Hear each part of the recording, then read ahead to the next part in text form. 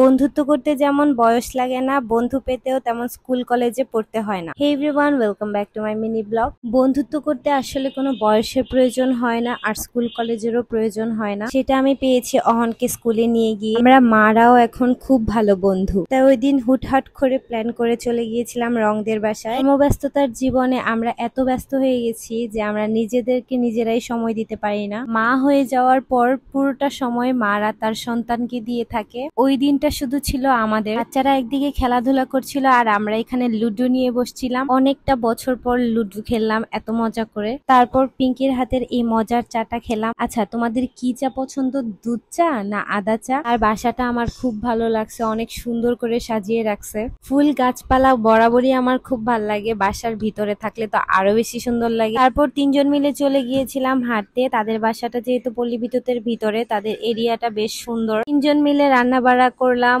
অনেক মজা করলাম, অনেক আড্ডা দিলাম। দুই হাতে দুই কাজ করছে। ওয়াও মায়াদি, তুমি কত কাজ করো। চা সম্বার দিবে রুটি দিয়ে।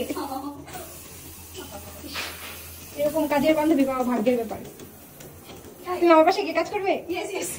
বের হতে হতে রাত্র হয়ে গেছিল। আজকের মতো এখানে, সি ইউ, বাই।